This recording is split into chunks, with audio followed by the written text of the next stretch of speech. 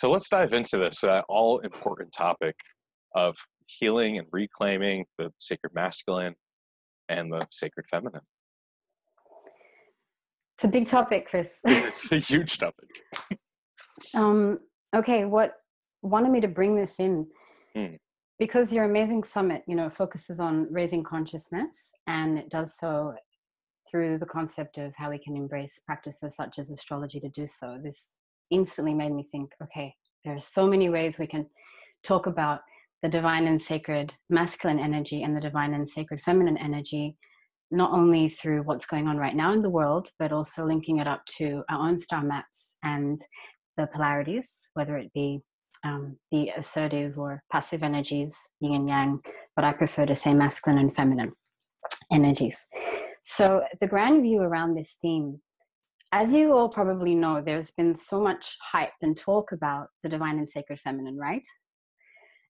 So everyone's getting into that in a very extreme way. And it's a sign that there is a divide going on with the polarities, with the masculine and feminine energy. And the great divide is happening, as I say, very extremely, to raise attention, I think, on a collective level at how imbalanced these polarities are. So a very good example is all the devastation that's going on an environmental level. Also, internally, we are disconnecting from our environment, from the elements, from the polarities as well that make us us. Everyone has masculine and feminine energy. We can also look at it as solar, lunar energy, and as Carl Jung would say, assertive or passive energy. So this now is so important to understand what I'm about to tell you.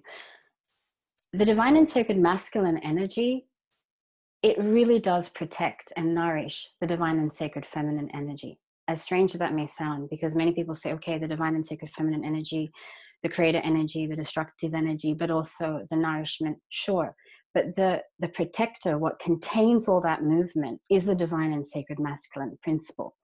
And all these imbalances that are going on are due to, from what we've been seeing, a big, I guess, abuse towards this sacred and divine masculine energy, fundamental energy, which is coming through in a way that's imbalanced because it's very aggressive, it's exploiting, it's not doing things with a healthy form of confidence.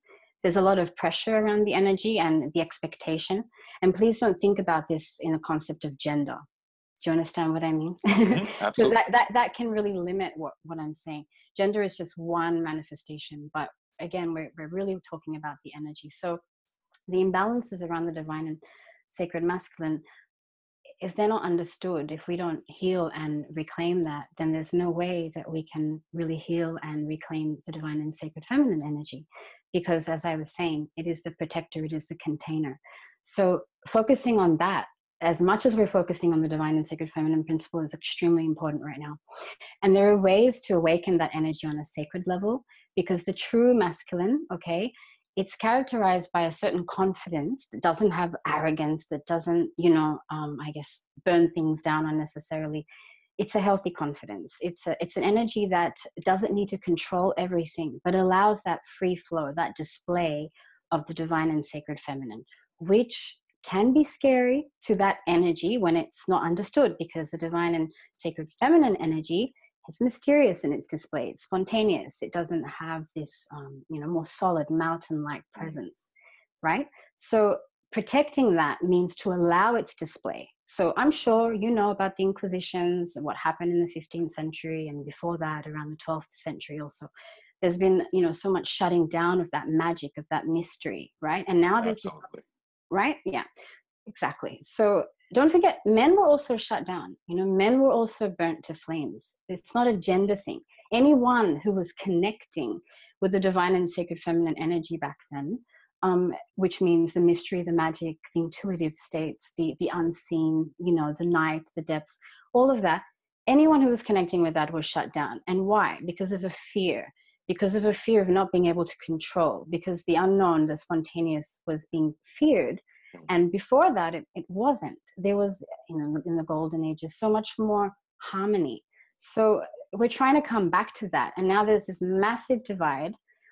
And it's good, I think, because we can see the extremes, but we mustn't let the divine and sacred feminine energy just become the only concern, because if we don't link the importance of both, we will lose everything. This is really what I'm trying to expound here.